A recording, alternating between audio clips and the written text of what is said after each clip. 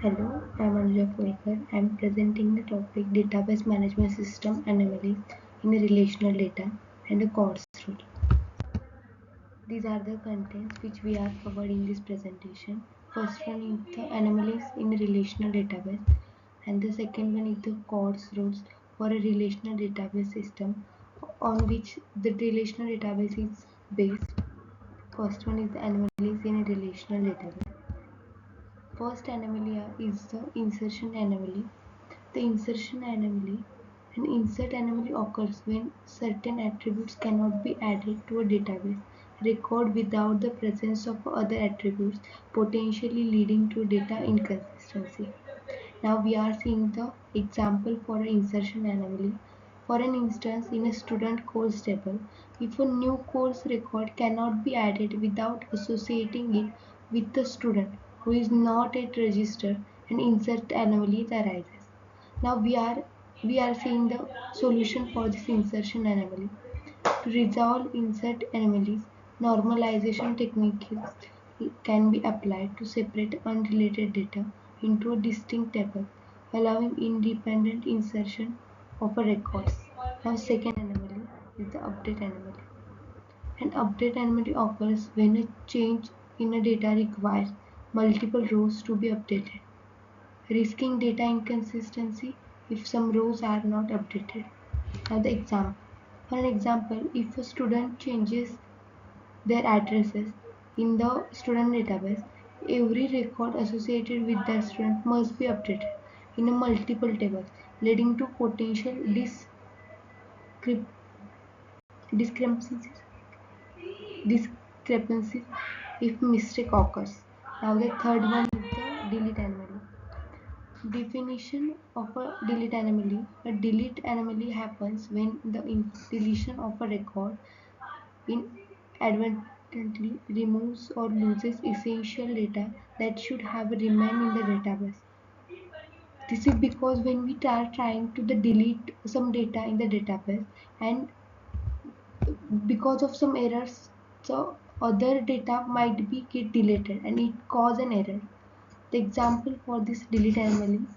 For an instance, if a student record is deleted, but that deletion also removes valuable information related to their course enrollment, it exemplifies a delete anomaly. Now the solution, it mitigate delete anomalies, creating a separate tables for a different entity, and establishing foreign key constraint can help preserve critical information upon recording deletion. Now this is the example of a employee data. The employee ID is the primary key for this data, and if we are trying to insert the data into the database, but of a finance department, but we are not able to add it because of the if we are trying data into only department ID and department, the primary key of a like employee key is remains null, and primary key cannot be null, so we can't insert the data. Now we are seeing the example for the update anomaly. If we are trying to update the department ID of the first employee as a 4 for an account, but we can't update it because we are trying to update for a single employee, but other employees are also assigned that one ID for an account, so we have to update all the account IDs as a 4 or not any update for a single employee. Now we are moving to the course rule for a relational database system based on which the relational database are designed and updated. The first for we are taking the overview of a course rule. Course rules are a set of 13 rules proposed by the Edgar F. Court as a guideline to define what is required from a database management system for it to be considered relational, ensuring data integrity and consistency. The importance of a course rule. Why the course rules are important? Why they are used? These rules serve as a theoretical foundation for a relational databases, promoting a standardization and understanding among developers, ultimately enhancing data manipulation and retrieval processes. Now, the first rule. Rule 0, the foundation rule. Calls Rule 0 states that the system must use only relational capabilities to manage the database. This means all data should be stored in well-defined tables with a structure attribute and should be accessible using relational operations.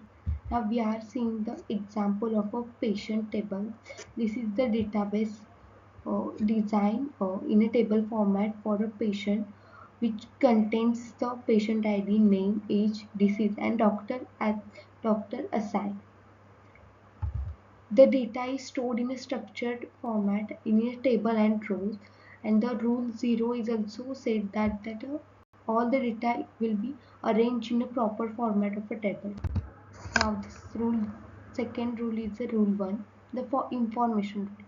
The information rule asserts that all data is represented as the values in a table which encapsulates data and metadata uniformly, fostering easy access and comprehension. Now in this example we can see the hospital database is arranged in a table format.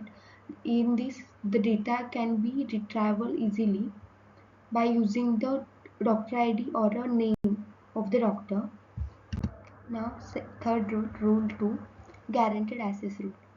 This rule states that every piece of a data must be accessible through a combination of a table name, primary key, and a column name, ensuring a structured approach to data retrieval. The benefits of a guaranteed access rule: it enhances the data integrity and security, allowing users to reliably retrieve data from the database without ambiguity or a complex navigation through data structures. Now, we are implementing the guaranteed access rule. This implementation requires establishing a unique primary key for a table.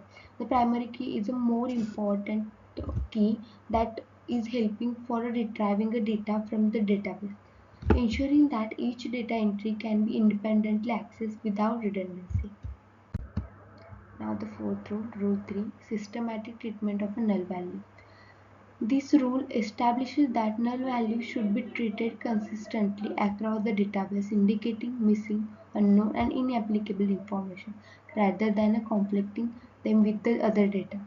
The issues with the null values can lead to confusion and incorrect results in a calculation and logical operation, making their handling critical to maintaining data integrity.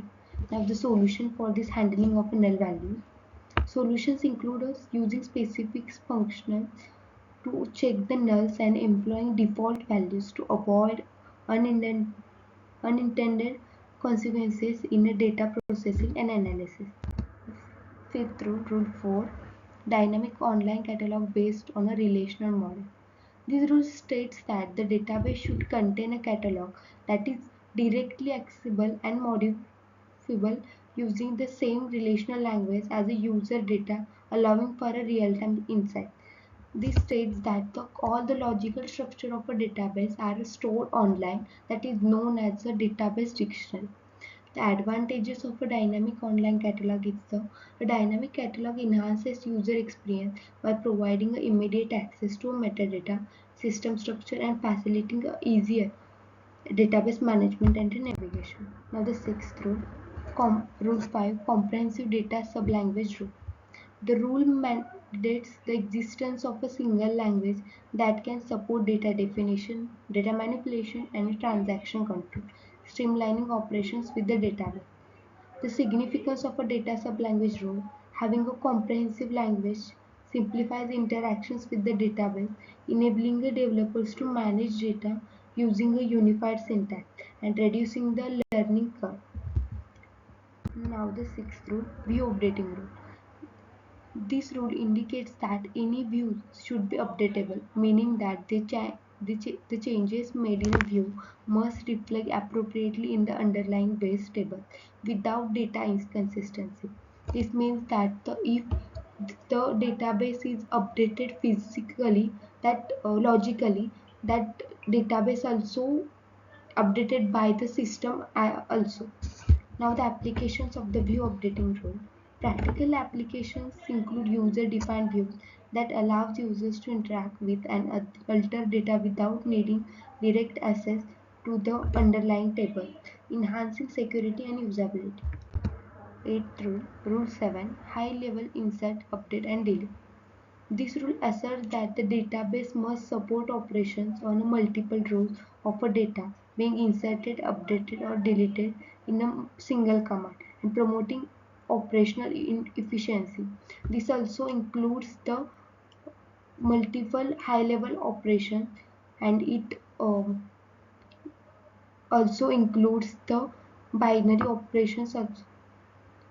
Advantages of a high-level operation. High-level operations reduce the number of transactions and simplify batch processing, ultimately improving performance and resource utilization within the database.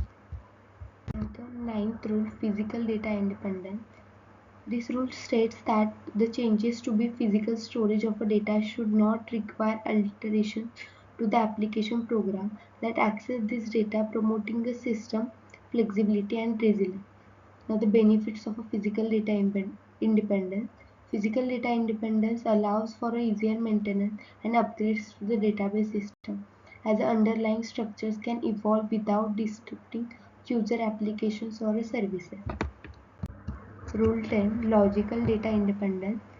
Logical data independence ensures that the changes to the logical structure of the database, such as adding new fields, do not necessitate changes to applications that use the data. Importance of logical data independence. This independence is crucial for accommodating a business changes and a user requirement, as it allows the database to evolve without necessity of widespread application modification. The rule 11, integrity independence. The rule asserts that the integrity constraints should be defined separately from application programs, ensuring that they remain consistent regardless of how the data is accessed or manipulated. The role of integrity in DBMS. Integrity plays a pivotal role in maintaining accurate data, enforcing rules that protect data quality and ensure conformity to defined standards within the database. Now, the ensuring the integrity independence. This can be ensured by implementing integrity constraints at the database level, allowing for automatic enforcement of rules without reliance on application logic. Now, Rule 12, Disruption Independence. Distribution independence. Distribution independence indicates that users should be unaware of a data physical distribution across multiple systems, enabling seamless data access irrespective of a location. The benefits of a distribution independence. This rule enhances the scalability and flexibility in a database management, as it allows for a data to be spread across different servers while maintaining a unified interface for users. Now the last rule, Rule 13, non-subrogation rule. The rule states that if a system has a low-level interface, it should not be able to bypass the integrity constraint established in the higher-level interface, ensuring robust security. Ensuring non-subrogation in DBMS, this can be enforced by strictly controlling access levels and permissions, ensuring that all operations adhere to the defined integrity constraints regardless of the method of access. Thank you for watching this video. We have completed all the contents which we are planning to cover. Thanks.